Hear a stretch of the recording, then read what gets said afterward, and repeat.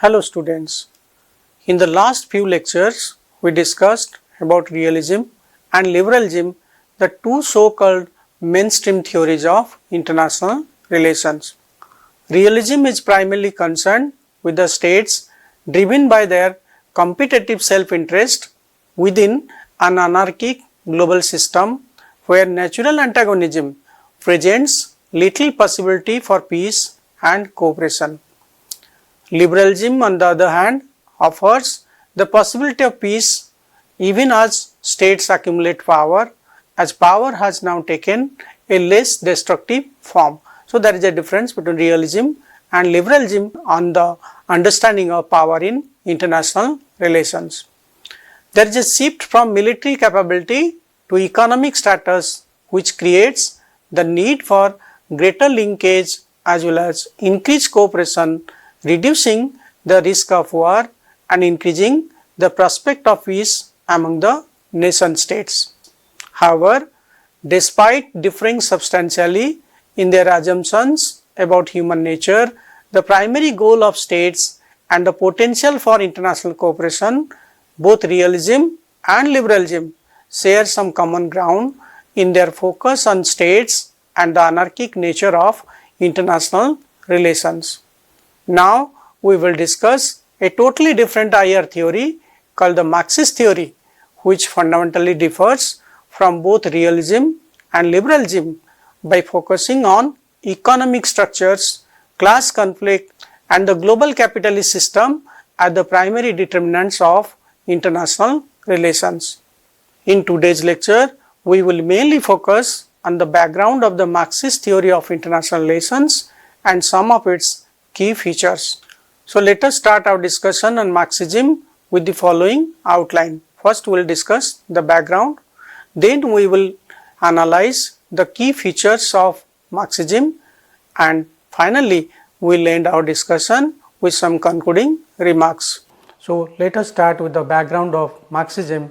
In discussions of world politics, it is not uncommon for Marxism to be dismissed out of hand as being preoccupied with economics rather than politics. So, those who do not consider Marxism consider it as a theory that is basically focused on economics, not politics, and it also concerns itself the domestic issues rather than international social relations or international political relations. So, these are the reasons why many scholars they have not appreciated or not considered Marxism as a mainstream higher theory.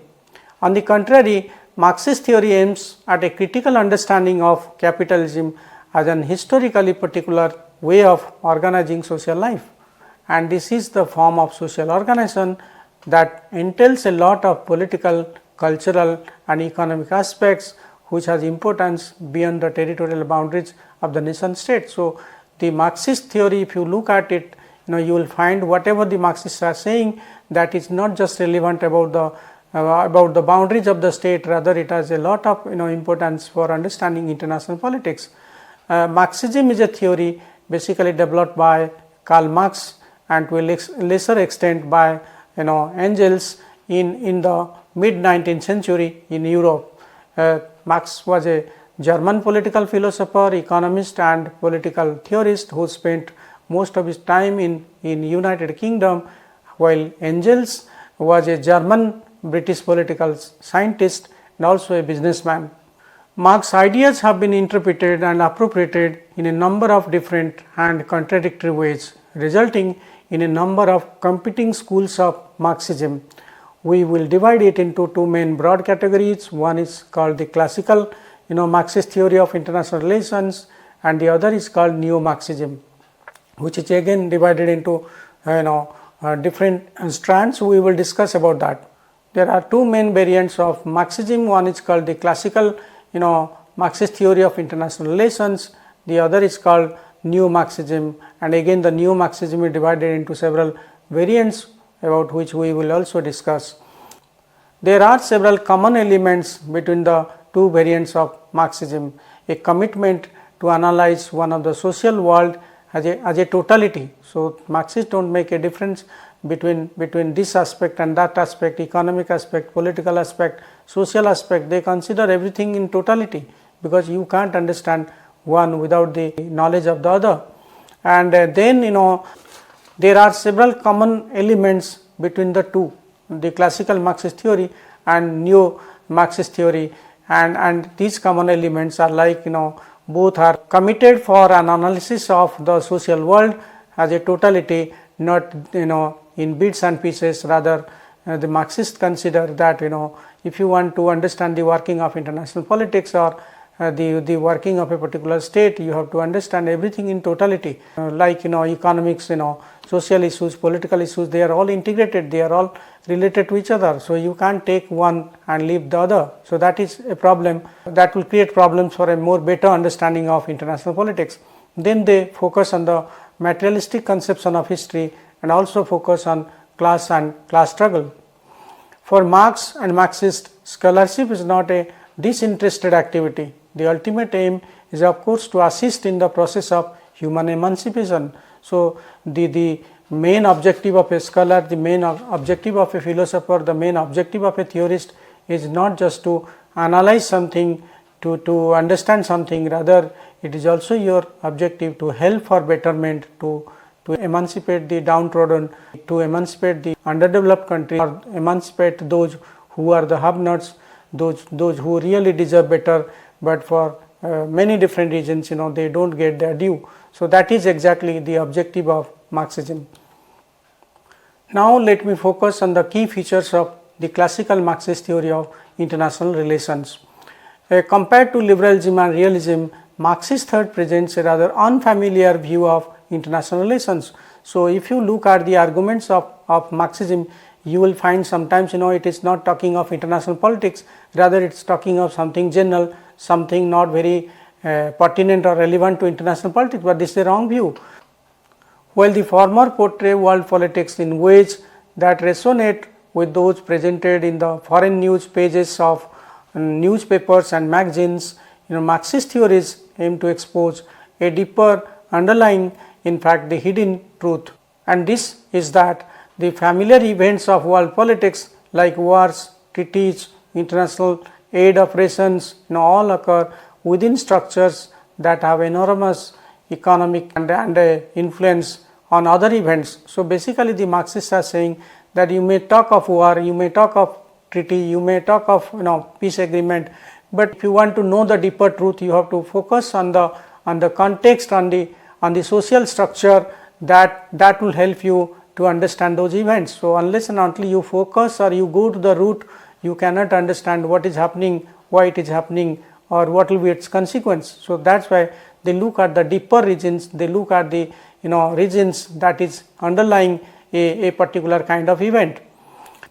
These are the structures of the global capitalist system. So, and the major reason why they focus on this aspect is that if you want to know what is happening in the world, you have to focus on the global capitalist system, because most of the things are dependent on the capitalist system and how they operate. Any attempt to understand world politics must be based on a broader understanding of the processes operating in global capitalism. That is the main parameter on the basis of which the Marxists make their analysis of international relations. So because global capitalism that substantially influences the working of international politics, and if you want to know anything about war, anything about peace, anything about any treaty or agreement, you have to understand the impact of global capitalism on those events. Marx hold the view that the social world should be analyzed as a totality. So, as I said, you cannot understand the world in bits and pieces. The academic division of the social world into different areas of inquiry like history, philosophy, economics, political science, sociology, or even international relations is both arbitrary and unhelpful, as it cannot be understood without the knowledge of the other. So, one cannot understand the other issue without going to the multidisciplinary nature of the discipline. So, these are all artificial boundaries, history, political science, economics. So, whenever we talk about this different discipline or the autonomy of different discipline, the Marxists do not accept this perception, because they think that these are all artificial boundaries. In case you want to have comprehensive knowledge or total knowledge, so you have to go beyond those artificial boundaries of different social science disciplines. Another key element of Marxist thought is the materialistic conception of history. The central contention here is that the processes of historical change are ultimately a reflection of the economic development of society. So, the Marxists are basically focusing on the materialistic interpretation of history, that if you look at the history, you will find that the process of historical change in any society, in any part of the world, can better be understood if we focus on the economic development of the society. For instance, earlier there was, when the land was not important, capital was not important, those who were doing agricultural kind of things, they were focusing, or the society was divided between the slave owners and the slaves, and then land became important as a means of production. Then you have landlords and landless people, or the peasants. When capital became important, then the world was divided into capitalist and the proletariat. And now we are talking of the people who are those who have ideas, they will easily acquire capital, everything. Now if you have the idea, you can change the world. If you have the idea, you can be a millionaire, you can be a billionaire. So different stages of history can be understood by focusing on the material conditions, how those material conditions changed, how that affected the class relationship between different social forces, different social groups. So that is how the Marxist focus on the material interpretation of history. The central dynamic that Marx identifies is the tension between the means of production and relations of production, because together they form the economic base of the society. So if you want to understand the historical development of any society or the change in any society, so you have to both focus on the production and the relations of production, because that constitute base of a society. As the means of production develop, for example, through technological advancement, previous relations of production become outdated. So that is the point, that if you want to understand social change, if you understand history, so you have to understand the kind of means of production and the relationship of production, because these are the two factors that help you to understand the emergence of different classes in the society. Basically, Marxists are talking of two classes, haves and have-nots. They may be landlords and landless people, or they may be capitalist and the working class. They may be those people who are having ideas and those who don't have the ideas. So so this kind of focus on the materialist factor or the material factor will help us to understand the division of the society, or the changes going on in the society, or the kind of transformation that is happening in any society. So the development of economic base act as a catalyst for the broader transformation of the society as a whole. So if you look at the economic factor that the Marxists consider as the base, that act as a catalyst, that act as a driving factor for understanding the broader transformation in the society. That the legal, political and cultural institutions and practices of a given society reflect and reinforce the pattern of power and control in the society. So basically, if you look at the legal factors, the political and cultural institutions and practices of a given society, that he consider as the superstructure, and there is a relationship between the base and the superstructure. So changes in the superstructure is caused by the changes in the base. That was the main argument of the Marxist. It follows logically, therefore, that the change in the economic base ultimately leads to the change in the legal and political superstructure. So if we give priority to the material factors, so definitely if there is a change in the material factor or the economic base, that will lead to a change in the superstructure in the form of legal and political superstructure. So the relationship between the base and the superstructure is one of the key areas of discussion in Marxism and for critics of Marxist approaches. So what is the relationship between the base and the superstructure? That has been a major point of discussion between and different Marxist scholars, and even the classical Marxist theory of international relations and the critical theories or the new Marxist theory of international relations. Class plays a key role in the Marxist analysis, in contrast to liberals who believe that there is an essential harmony of interest between various social groups. Marxists hold that society is systematically prone to class conflict. So another major factor for understanding the kind of historical change is the focus on class analysis, and the Marxists think that if you want to understand the nature of conflict in any society, then it is essential that you have to understand the classes. So unlike the liberals who focus on the harmony of interest between different social groups, the Marxists strongly disagree, and they hold that society is basically prone to class conflict. In capitalist society, the main axis of conflict is between the bourgeois or the capitalist who own the means of production and the proletariat who owns the labor, which is there for them to sell. So the Marxists are of the view that there are two main classes in the society. One is the bourgeois who owns the means of production, and the other class is the working class or the proletariat who sell their labor for their sustenance. But labor puts in more work than it gets back in pay. According to the Marxist theory of surplus value, you put more labor than what you get in return. So you don't get adequate amount of money, adequate amount of resources. If you compare the kind of labor, the amount of time you spent for that particular job. So there is a gap between the amount of work you put for a particular task and the amount of return you got out of that. So you are putting more labor, but you are getting less, and this less amount you are getting, it means this amount is accumulated as profit by the capitalist, and that's why the relationship between the bourgeois and the proletariat, it will never be good, because profit of the bourgeois depends on the exploitation of the working class. So that is the main basis of class analysis according to the Marxists. Although the Marxists accept that capitalist economy is controlled by the bourgeois, but he did not see the growth of capitalism as a kind of negative development in the history, and there are two reasons for that, because capitalism means progress for Marx, and it is for two reasons. First, capitalism destroys the previous relations of production, such as feudalism, which was even more exploitative. So in a way, Marx cites the expansion of capitalism as a reason for the end of a more exploitative system that was witnessed in the history during the period of feudalism.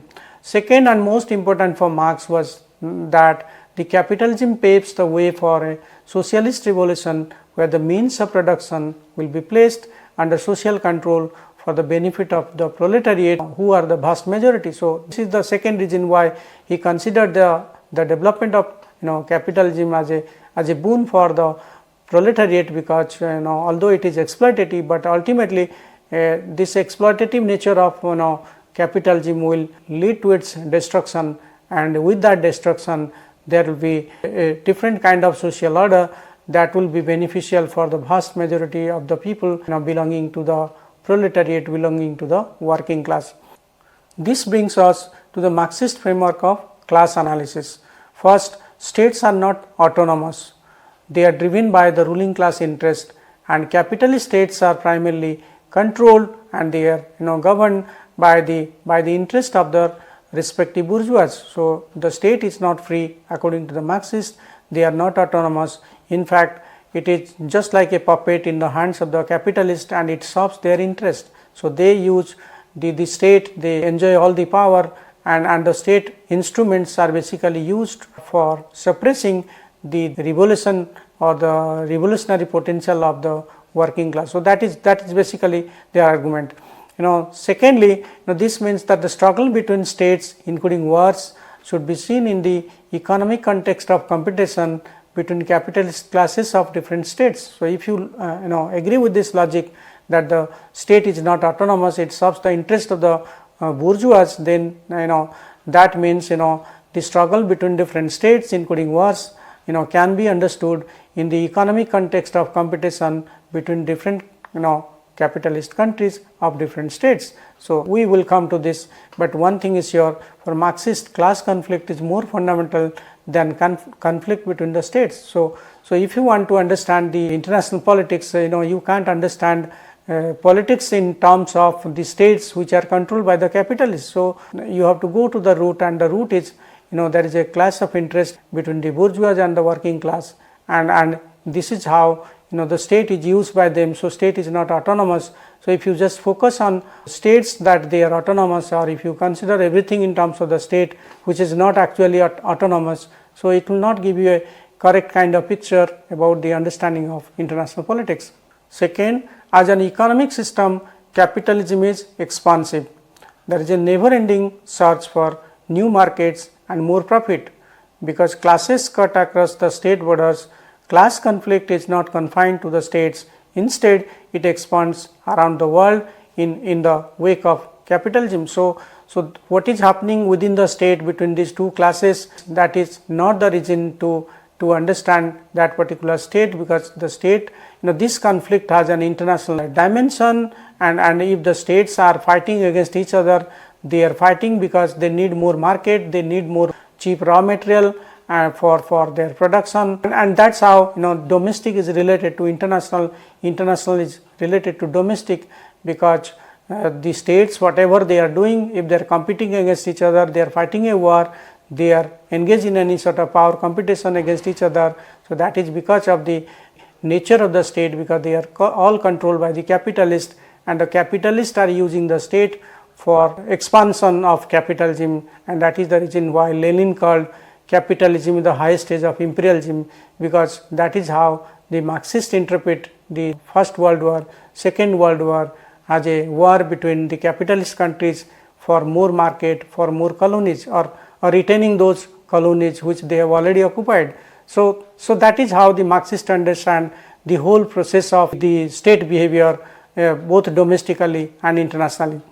Such expansion first took place in the form of imperialism and colonialism, but it continued after the colonies had been granted independence.